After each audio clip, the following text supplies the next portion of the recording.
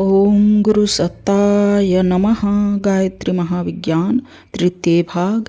लेखक परम पूज्य गुरुदेव वेद मूर्ति तपोनिष्ठ पंडित श्री राम शर्मा आचार्य। आइए पढ़ते हैं, सुनते हैं और समझने का प्रयास करते हैं। गायत्री मंत्र हमारे साथ साथ ओम भूर्भुवः स्वाहा तत्सवितुर्वरेण्यं भर्गो देवस्य धीमहि धियो यो नः प्रचोदयात्। अग्नि तत्व सूर्य के प्रकाश के अधिक संपर्क में रहने का प्रयत्न करना चाहिए।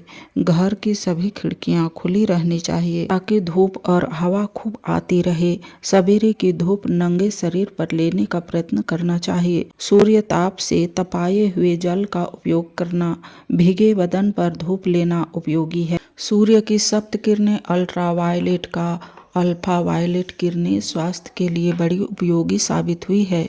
वे जल के साथ धूप का मिश्रण होने से खींच आती है। धूप में रखकर रंगीन कांच से संपूर्ण रोगों की चिकित्सा करने की विस्तृत विधि तथा अग्नि और जल की सम्मिश्रण से भाप बन जाने पर उसके द्वारा अनेकों रोगों का उपचार करने की विधि सूर्य चिकित्सा विज्ञान की किसी भी प्रमाणिक पुस्तक से देखी जा सकती है।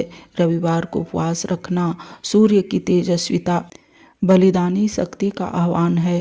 पूरा या आंशिक उपवास शरीर की कांति और आत्मिक तेज को बढ़ाने वाला सिद्ध होता है। तीसरा, वायु तत्व घनी आबादी के मकान जहां धूल धुआं सील की भरमार रहती है और शुद्ध वायु के आवागमन नहीं होता, वे स्थान स्वास्थ्य के लिए खतरनाक है। हमारा निवास खुली हवा में होना चाहिए। दिन में वृक्ष और पौधों से ऑक्सीजन वायु ऑक्सीजन निकलती है, वह मनुष्य के लिए बड़ी उपयोगी है। जहाँ तक हो सके वृक्ष पौधों के नीचे अपना दैनिक कार्यक्रम करना चाहिए। अपने घर आंगन चबूतरे आदि पर वृक्ष पौधे लगाने चाहिए। प्रातःकाल की वायु बड़ी स्वास्थ्यप्रद होती है।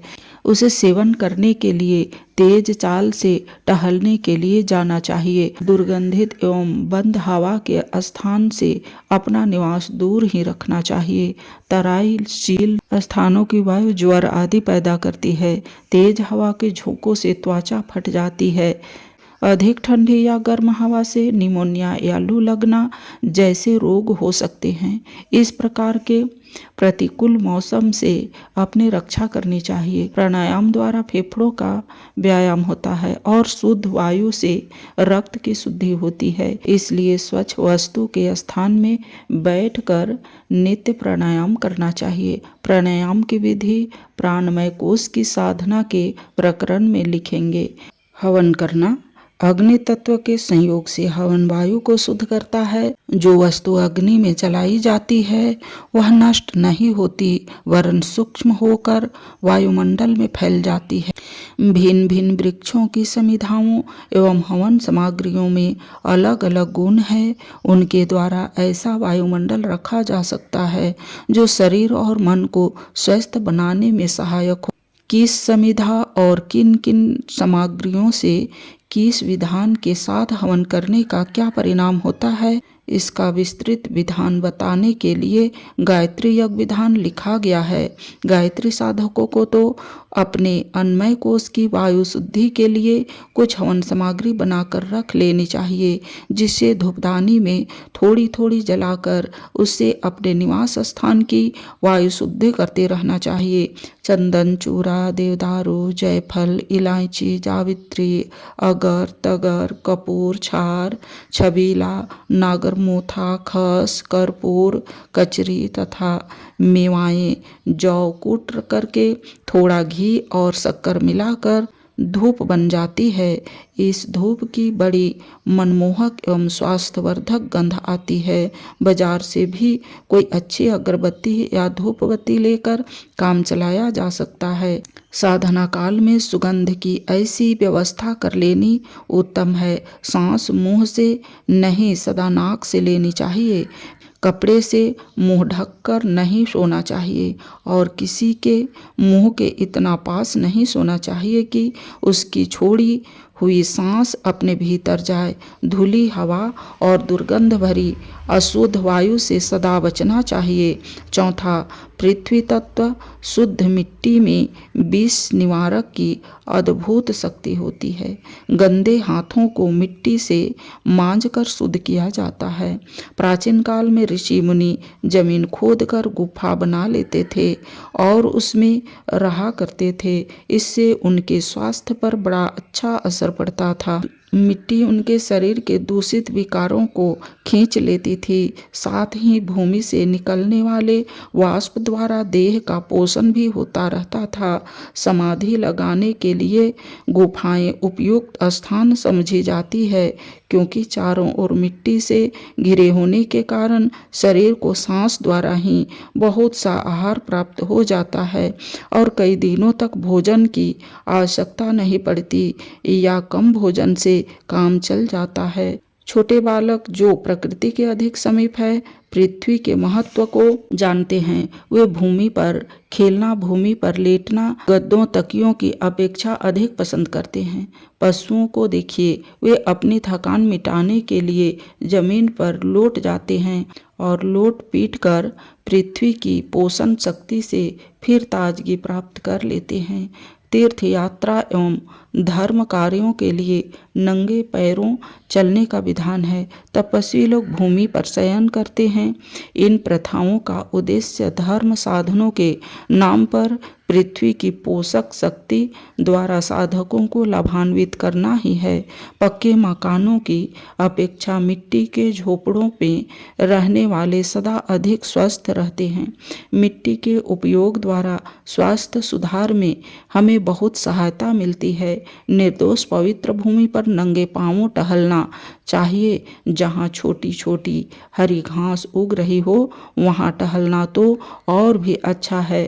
पहलवान लोग चाहे वे अमीर ही क्यों न हो, रुई के गद्दों पर कसरत करने की अपेक्षा मुलायम मिट्टी के अखाड़ों में ही व्यायाम करते हैं, ताकि मिट्टी के अमूल्य गुणों का लाभ उनके शरीर को प्राप्त हो। साबुन के स्थान पर पुतनी या मुल्तानी मिट्टी का उपयोग भी किया जा सकता है। वह मैल को दूर करेगी, विष को खींचेगी और त्वचा को कोमल, ताजा, चमकीला और प्रफुल्लित कर देगी। मिट्टी शरीर पर लगाकर स्नान करना एक अच्छा उपटन है। गर्मी के दिनों में उठने वाली गर्मियाँ और फुंसियाँ दूर हो जाती है। सिर के बालों को मुल्तानी मिट्टी से धोने का रिवाज अभी तक मौजूद है। इससे सिर का मैल दूर हो जाता है, खुरनट जमने बंद हो जाते हैं, बाल काले, मुलायम एवं चिकने रहते हैं तथा मस्तिष्क में बड़ी तरावट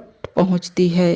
हाथ साफ करने और बर्तन मांजने के लिए मिट्टी से अच्छी और कोई चीज नहीं है। फोड़े, फुंसी, दाद, खाज, गठिया, जहरीले जानवरों के काटने, सूजन, जख्म, गिल्टी, नासूर, दुखती हुई आँखों, कुष्ठ, उपदंश, रक्त विकार आदि रोगों पर गीली मिट्टी बांधने से आश्चर्यजनक लाभ होता है।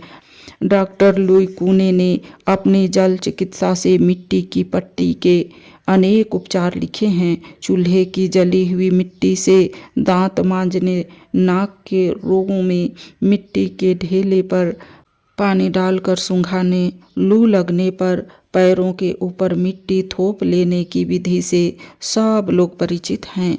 किसी स्थान पर बहुत समय तक मलमूत्र डालते रहें तो डालना बंद कर देने के बाद भी बहुत समय तक वहाँ दुर्गंध आती रहती है।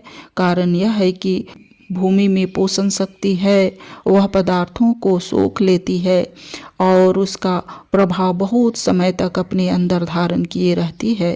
पृथ्वी की सूक्ष्म शक्ति लोगों के सूक्ष्म विचारों और गुणों को सोख कर अपने में धारण कर लेती है। जिन स्थानों पर हत्या, व्यभिचार, जुआ आदि दुष्कर्म होते हैं, उन स्थानों का वातावरण ऐसा घातक हो जाता है कि वहां जाने वालों पर उनका प्रभाव पड़े बिना नहीं रहता।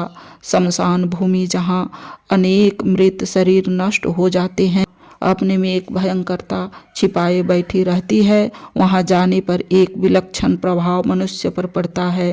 अनेक तांत्रिक साधना तो ऐसी है जिनके लिए केवल मात्र मरघट का वातावरण ही उपयुक्त होता है। भूमिगत प्रभाव से गायत्री साधकों को लाभ उठाना चाहिए। जहाँ सतपुरुष रहते हैं, जहाँ स्वाध्याय, सद्विचार, सत्कार्य होते हैं, वे स्वप्न प्रत्यक्ष तीर्थ है। उन स्थानों का वातावरण साधक की सफलता में बड़ा लाभदायक होता है। जिन स्थानों में किसी समय में कोई अवतार या दिव्य पुरुष रहे हैं, उन स्थानों की प्रभाव शक्ति का सूक्ष्म निरीक्षण करके तीर्थ बनाए गए हैं। जहाँ कोई सिद्ध पुरुष या तपस्वी बहुत काल तक रहे हैं, वह स्थान सिद्ध पीठ बन जाते हैं और वहाँ रहने वालों पर अनायास ही अपना प्रभाव डालते हैं। सूक्ष्मदर्शी महात्माओं ने देखा है कि भगवान कृष्ण की प्रत्यक्ष लीला तरंगे अभी तक ब्रजभूमि में बड़ी प्रभावपूर्ण स्थिति में मौजूद है।